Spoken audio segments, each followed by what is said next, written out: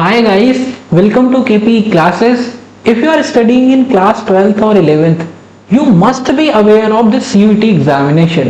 अब देखो, जब हम स्कूल की पढ़ाई करते हैं, जब आप 9th 10th 11th 12th तक की पढ़ाई करते हो, तो वहां पे आपको कुछ सब्जेक्ट पढ़ने होते हैं in order to clear that class ना। जैसे मान लो अगर आप 10th क्लास में हैं, आपको मैथमेटिक्स दे दिया गया, या अगर आपने जो भी स्ट्रीम आपने सेलेक्ट कर रखी है उसके अकॉर्डिंग आपके सब्जेक्ट्स होते हैं और उनको आपको सॉल्व करके अपने बोर्ड एग्जाम को क्लियर करना होता है। लेकिन उसके बाद there is one more examination that is of CUET, जो आपके एरिया ऑफ इंटरेस्ट के अकॉर्डिंग आपको देना होता है। अब देखो इसकी इंपॉर्टेंस क्या है। जो आपका CUET एग्जामिनेशन है, जैसे मान लो आप एक अच्छे स्कूल से पढ़ते हो तो आप एक सोसाइटी में एक अच्छे सिटीजन बन पाते हो as compare to other students who are not getting the quality education, right. तो आपका जो CUET एग्जामिनेशन है वो आपको टॉप सेंट्रल यूनिवर्सिटीज में एडमिशन दिलाता है। अब उसका बेनिफिट क्या है? अब जैसे मान लो आपका टॉप सेंट्रल यूनिवर्सिटीज में जब एडमिशन होता है, आप टॉप फैकल्टीज से पढ़ते हो, आपके लिए पूरी जो गवर्नमेंट है, आपके लिए पूरी जो मशीनरी है वो आपके लिए काम करती है, राइट। अब कॉलेज केवल इसलिए नहीं जाते हम कि हमें एक डिग्री मिल जाएगी, वो तो आप कहीं किसी कॉलेज से भी ले सकते हो। कॉलेज इज ऑल अबाउट कि आपको ओवरऑल एक्सपोजर मिलता है, राइट। जैसे मान लो किसी का सिंगिंग में इंटरेस्ट है, किसी का डांस में इंटरेस्ट है, किसी का आर्ट में इंटरेस्ट है, किसी का ड्रामा में इंटरेस्ट है, तो आपको कॉलेज जो है, एक अच्छी यूनिवर्सिटी क्या है, आपको हर एक स्ट्रीम का एक एक्सपोजर देती है ताकि आप एक बेटर ह्यूमन बीइंग बन पाए as per your area of interest, right. So उसके लिए अब जो रास्ता है, जो पाथ है, that is through CUET examination. I hope you must be aware of this examination.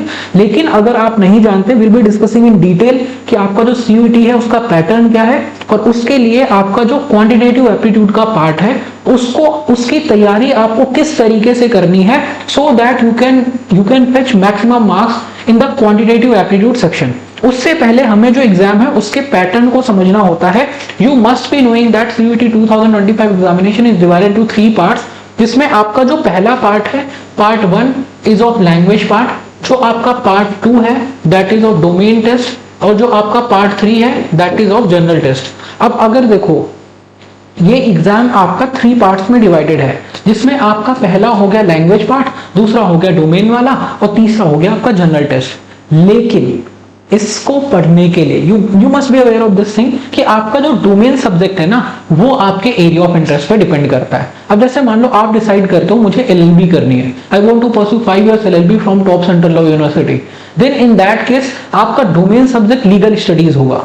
अब जैसे मान लो कोई स्टूडेंट है who want to pursue BCom, तो आपके जो सब्जेक्ट होंगे वो कॉमर्स वाले होंगे। There is a student who want to pursue BA और any other thing, BA from suppose in psychology or in history, so he will be having the subject of humanities, right? So this will depend on your area of interest. आपको domain subject के according select करना है कि आपका area of interest क्या है। लेकिन जब हम इसकी बात करते हैं लैंग्वेज और जनरल टेस्ट की, language and general test part 1 and part 3 of this examination is compulsory for all the students who are going to appear in this examination if you want to get admission in the top universities, right? So for the maximum eligibility, this part 1 and part 3 is compulsory. Now when we talk about these parts, this part 1 is of language test. अब language क्या है कि इसमें आपकी comprehension ability को check किया जाता है।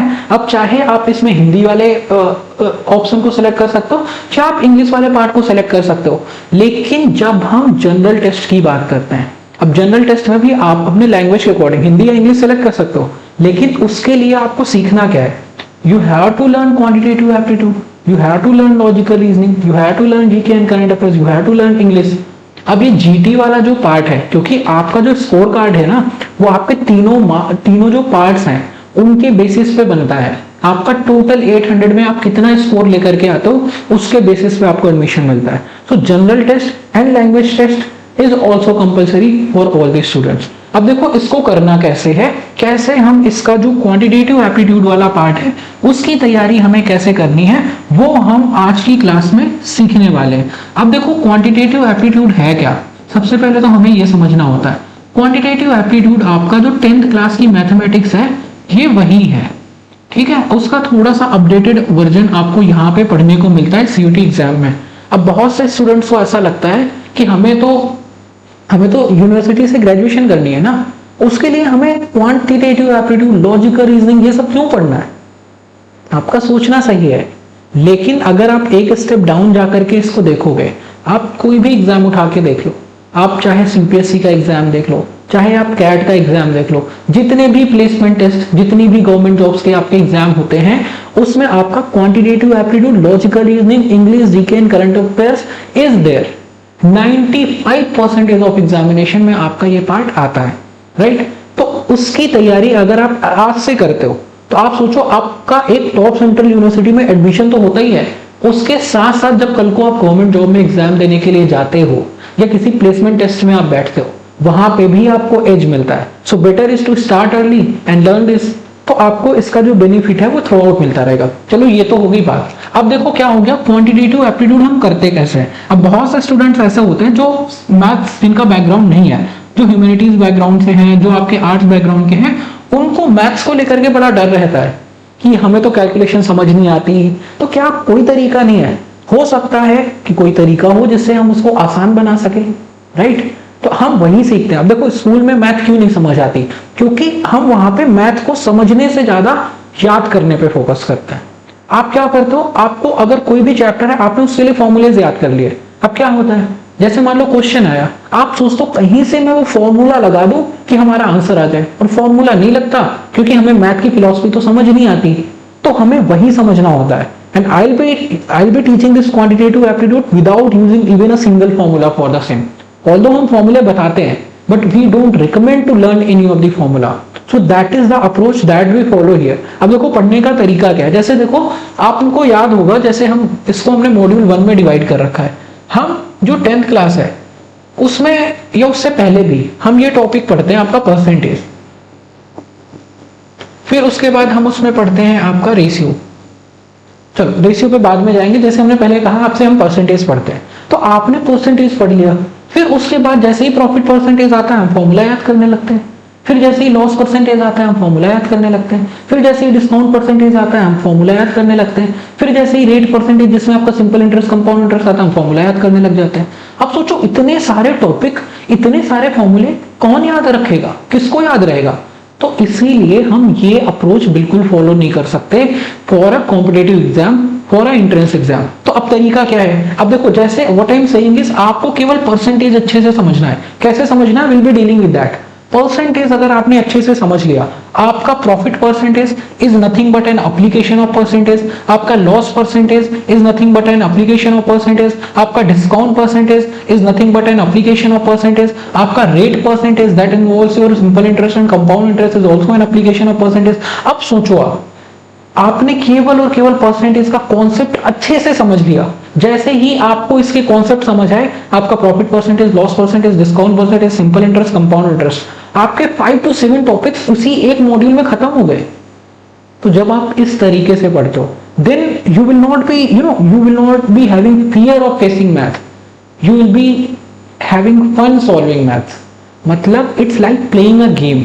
अगर आपको गेम्स के रूल समझ आ गए, अगर आपसे क्वेश्चन के आंसर आने लग गए, आपने बैकग्राउंड में म्यूजिक चलाया, मैथ सॉल्व करना स्टार्ट, जब भी आप ब्रेक लोगे ना, मैथ सॉल्व करोगे, that is the kind of interest we will develop here. तो अब आपका ये हो गया मॉड्यूल 1, जिसमें हम परसेंटेज पढ़ते हैं, profit percentage, loss percentage, discount percentage, rate percentage, जिसमें आपका simple interest and compound interest करते हैं। यहां से आपके 5-7 टॉपिक्स हैं जो कंप्लीट हो जाते हैं only on the concept of percentage. अब अगर हम दूसरे मॉड्यूल की बात करते हैं, तो आपका दूसरा मॉड्यूल 2 होता है स्पीड, डिस्टेंस एंड टाइम। सुना होगा आपने, स्पीड, डिस्टेंस एंड टाइम।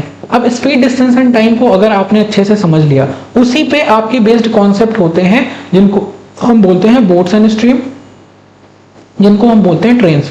मतलब इनमें सिमिलैरिटी है। अगर आपने अच्छे तरीके से स्पीड, डिस्टेंस एंड टाइम के कॉन्सेप्ट को सीख लिया, समझ लिया, तो आपका बोट्स एंड स्ट्रीम वाला कॉन्सेप्ट है, आपका ट्रेन्स वाला कॉन्सेप्ट है, वो सारे के सारे कॉन्सेप्ट आप बहुत इजीली उनको समझ पाते हो, उनको आप ग्रैस्प कर पाते हो, राइट? तो अब देखो 2 मॉड्यूल में हमने क्या किया, आपके 10 टॉपिक्स कंप्लीट कर दिए। Percentage, profit percentage, loss percentage, discount percentage, simple interest, compound interest, speed, distance and time, boats and stream, trains.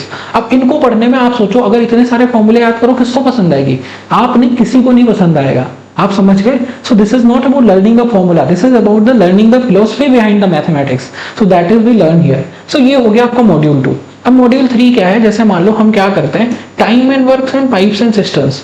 Time and work और आपका जो पाइप्स एंड सिस्टम्स वाला टॉपिक है वो हम करते हैं एक साथ, क्योंकि इसके जो कॉन्सेप्ट है वो कंप्लीटली सिमिलर है। फिर उसके बाद आपका रेशियो हो गया, एवरेज हो गया, और रेशियो और एवरेज का मिला जुला कॉन्सेप्ट आपका मिक्सचर एंड एलिगेशन हो गया, और आपका पार्टनरशिप हो गया।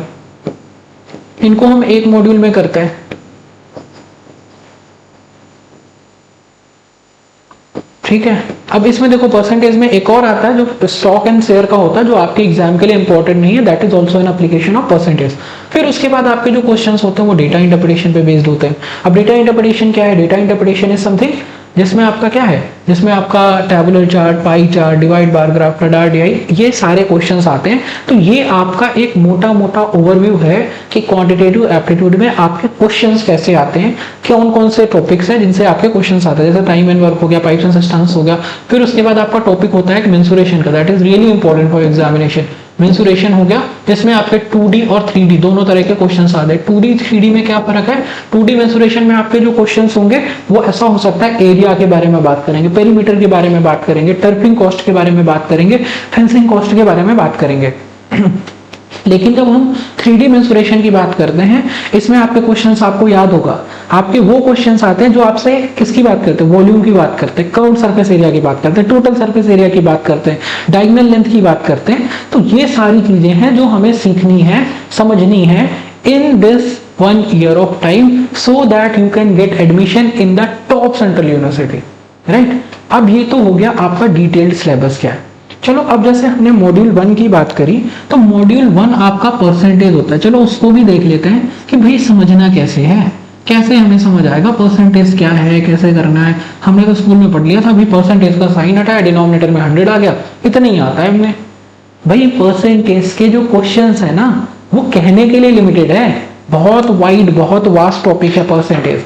इसी पे आपके क्वेश्चन है जो वोटिंग परसेंटेज पे आते हैं, मार्किंग परसेंटेज पे आते हैं। फिर उसके बाद आपके जो क्वेश्चंस है वो आपके पॉपुलेशन पे बेस्ड आते हैं, कंजम्पशन पे बेस्ड आते हैं। मतलब कोई एंड नहीं है इन परसेंटेज के एप्लीकेशंस का, ठीक है। तो अब देखो इसको करने के लिए, अब भाई टॉपिक तो बहुत बड़ा है, इसकी हाइप हमने इतनी क्रिएट कर दी कि profit percentage, loss percentage, discount percentage, rate percentage, simple interest, compound interest, stock share, सारा इससे हो जाएगा। तो अब ये कैसे होगा वो भी समझ लेते हैं। अब देखो जब हम परसेंटेज की बात करते हैं, अगर आपने ये 4 कॉन्सेप्ट सीख लिए, आपके सारे के सारे थ्रू आउट जितने चैप्टर हैं, these are nothing but the application of these 4 points. These जितने भी फॉर्मूले आप पढ़ते हो वो सारे के सारे फॉर्मूले यहीं से डिराइव होते हैं, इन्हीं 4 पॉइंट से। तो अगर ये 4 पॉइंट आपको समझ आ गए, you will be easily able to understand this module 1, you will be easily able to understand the 7 chapters of this quantitative aptitude. अब देखो इसमें जैसे पहला पार्ट है ए परसेंटेज ऑफ बी, जो दूसरा पार्ट है that is A is what percent of B, जो तीसरा पार्ट है A is what percent more than B. फिर उसके बाद जो चौथा पार्ट है A is what percent less than B. अब देखो इसमें क्या क्या है। अब जैसे इसमें पहले दे रखा है ए परसेंटेज ऑफ बी, तो ए परसेंटेज ऑफ बी क्या होता है? You know that whenever these are the universal rules. अब मैं इस हिसाब से पढ़ा रहा हूं, हो सकता है मैथ्स का जो स्टूडेंट है वो हंसेगा, सर ये क्या पढ़ा रहे हो, राइट। लेकिन जो कॉमर्स वाले स्टूडेंट है, जो ह्यूमैनिटीज वाले स्टूडेंट है, उनके लिए जरूरी होता है कि वो बेसिक से एडवांस तक पूरी की पूरी मैथ्स को सीखें। तो अब जैसे देखो हम ए परसेंटेज की बात करते हैं, ए परसेंटेज ऑफ बी, तो आपको पता होगा भाई जैसे ही आप परसेंटेज का साइन हटाओगे, नहीं पता तो सीख लो, परसेंटेज का साइन आप हटाओगे, डिनोमिनेटर में ऑलवेज यू बी गेटिंग 100 और ऑफ की जगह मल्टीप्लाई का साइन लगा दिया, बस यही है। अब कुछ भी आ जाए आपको आ जाता है सपोज 37.5% ऑफ 100, या फिर आपको क्वेश्चन आ जाता है 69% ऑफ 25। कुछ भी क्वेश्चन दे दिया जाए, you will be easily able to solve it. लेकिन उसके लिए इजी कैलकुलेशन ट्रिक्स क्या है वो भी हम सीखेंगे। अब जैसे हमने लिखा A percentage of B, A percentage of B is equal to B percentage of A. ये भी तो वही आएगा। अगर आप इसको सॉल्व करो तो ये भी परसेंटेज का साइन हटाया, डिनोमिनेटर में 100 आएगा, मल्टीप्लाई बाई ए। अब इसका यूज क्या है, ध्यान से समझो। जैसे 37.5% ऑफ 100, तो आप इसको मल्टीप्लाई करके निकालोगे, आंसर विल बी 37.5। अगर आप निकालो 100% of 37.5, you'll be getting 37.5 as your answer. Here what we are calculating, 69% of 25, 25% of 69, that means 1/4 of 69. Directly you can get the answer. So these are the easy calculation tricks that we learn throughout the year. So ये हो गया आपका पहला concept कि अगर a percentage of b है तो उसको हमें कैसे सॉल्व करना है। It question can be asked with any respective. Now a is what percentage of b। अब इन तीनों के लिए दूसरा आपका यूनिवर्सल रूल आता है कि जैसे मान लो हमें परसेंटेज का साइन लगाना है, अभी क्या है, परसेंटेज का साइन हटाया तो डिनोमिनेटर में 100 आ गया। Now we are asking what percentage, कि परसेंटेज कितना परसेंटेज आएगा। जब भी आप परसेंटेज निकालोगे there will always be multiply by 100, क्योंकि हम परसेंटेज निकाल रहे हैं, multiply by 100 will always be there, multiply by 100 will always be there, multiply by 100 will always be there because we are looking for percentage। चलो ये होगी बात। अब देखो समझते हैं, अब यहां पे थर्ड यूनिवर्सल रूल परसेंटेज का था। A is what percentage of B, जिसको कंपेयर करते हैं उसको रखते हैं न्यूमरेटर में, जिससे कंपेयर करते हैं उसको रखते हैं डिनोमिनेटर में, and multiply by 100 will always be there whenever you are looking for percentage. वो हमने समझ लिया। What percentage, what percentage, what percentage, percentage निकालना है भाई, मल्टीप्लाई बाय 100 कर दिया। दूसरा रूल क्या है, जिसको कंपेयर किया उसको रखा न्यूमरेटर में, जिससे कंपेयर किया उसको रखा डिनोमिनेटर में, and multiply by 100 will always be there. तो अब देखो हमने क्या बोला यहाँ पे, ए कितना परसेंट है बी का, A is what percentage of B, A कितना परसेंट है बी का, ए को कंपेयर किया बी से, ए कितना परसेंट है बी का, आपकी एज क्या है मेरे रिस्पेक्ट में, तो आपकी एज का कंपैरिजन हुआ मेरी एज से, तो मेरे को रखा डिनोमिनेटर में, अपने आप को रखा न्यूमरेटर में, multiply by 100। Just an example. अब देखो जैसे यहाँ पे है ए बी से कितने परसेंट ज्यादा है, ए बी से बी का कितना परसेंट है, ए बी से कितने परसेंट ज्यादा है, is what percent more than B. Comparison किससे है, देन के बाद क्या था, बी से ए कितना ज्यादा है, तो पहले बी से कंपैरिजन, बी आ गया डिनोमिनेटर में, जिससे कंपेयर करेंगे वो हमेशा डिनोमिनेटर में आएगा। अब हमने कंपैरिजन किया बी से, बी हमने डिनोमिनेटर में कहा, ए बी से कितना ज्यादा है। अगर मैं पूछूं 100 आपका 75 से कितना ज्यादा है, यू विल बी सेइंग भाई 25, 25 कैसे आया, 100 75 से कितना ज्यादा है, 100 75 से 25 ज्यादा, कैसे निकाला, 100 माइनस 75 कर दिया। तो अगर मैं पूछूं ए बी से कितना ज्यादा है, ए माइनस बी कर दो, आ जाएगा ए बी से कितना ज्यादा है, तो कितना ज्यादा है वो बी से कंपेयर कर दिया, आपका आंसर आ गया। वापस से सुन लेना, आपको समझ आ जाएगा। एक बार और बता देता हूँ, what I am saying is a जो है वो बी से कितना ज्यादा है, कितने परसेंट ज्यादा है बाद में निकालेंगे, कितना ज्यादा है तो ए माइनस बी ज्यादा है, ए माइनस बी को हमने रख दिया न्यूमरेटर में, जिससे कंपेयर किया उसको रखा डिनोमिनेटर में, मल्टीप्लाई बाय 100 आ गया। अब है ए बी से कितने परसेंट कम है, अब ए कम है ना, ए कम है बी ज्यादा है, डिफरेंस कैसे आएगा, बी माइनस ए से आएगा। ए बी से कितना कम है, बी माइनस ए कम है। 75 100 से कितना कम है, 25 कम है। हमने क्या किया, 100 में 75 को सब्ट्रैक्ट किया। स्लो मोशन में बार बार सुनोगे समझ आ जाएगा, कॉन्सेप्ट क्लियर है। अब कंपैरिजन क्या है, देन के बाद हमारा बी आया, तो देन के बाद बी आया, बी से कंपैरिजन है। अब क्वेश्चन अगर आप पढ़ोगे आपको समझ आ जाएगा। तो these are the only 4 points, चाहे प्रॉफिट परसेंटेज हो चाहे लॉस परसेंटेज हो। अभी समझते हैं भाई जिसकी बात कर रहे हैं ना। अब जैसे हमने ये कॉन्सेप्ट सीख लिए, अब अगर मैं आपसे बोलूं भाई प्रॉफिट परसेंटेज निकालना है, तो उससे पहले हमें क्या समझना होगा, प्रॉफिट समझना होगा। प्रॉफिट क्या होता है, ध्यान से समझना, बिल्कुल बेसिक से समझेंगे। प्रॉफिट परसेंटेज पे तो बाद में जाएंगे, पहले बताओ प्रॉफिट क्या होता है।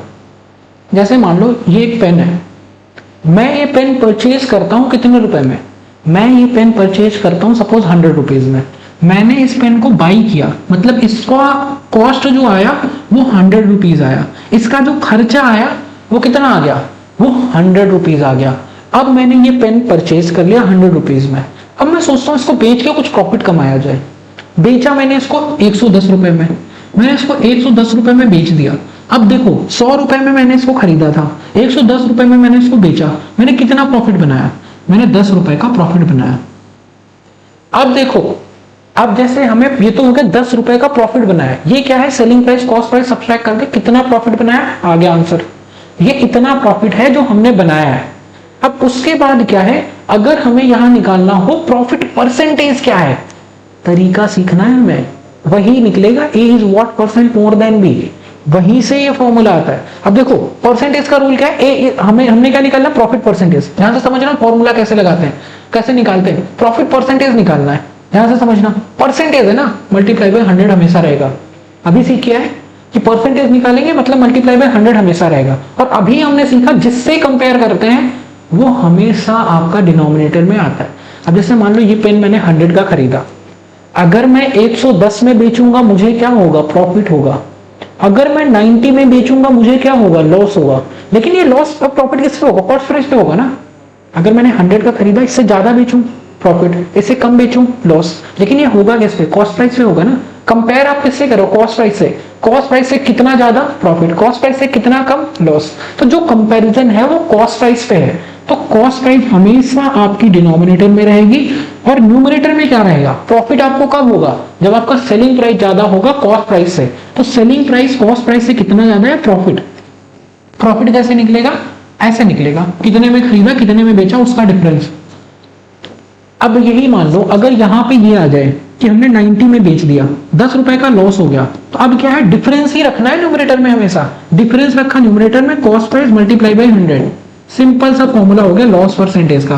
तो अब फॉर्मूले नहीं याद करने, प्रॉफिट परसेंटेज हो या लॉस परसेंटेज हो, कैसे निकलेगा, प्रॉफिट या लॉस, जो प्रॉफिट होगा तो प्रॉफिट न्यूमरेटर में, अगर लॉस होगा तो लॉस न्यूमरेटर में रखना है। उसके बाद डिनोमिनेटर में will always be there cost price and multiply by 100 will always and always and always and always be there when you are looking for percentage. हो गया प्रॉफिट परसेंटेज, लॉस परसेंटेज, इतना simple है। तो हम क्या है, हम ये फॉर्मूला यूज ही नहीं करते, जो हमारा पढ़ने का तरीका होता है वो कंप्लीटली अलग होता है। हम बस परसेंटेज का कॉन्सेप्ट अप्लाई करते हैं, हमारा आंसर आ जाता है, ऐसे एक लाइन में आंसर आता है, ठीक है।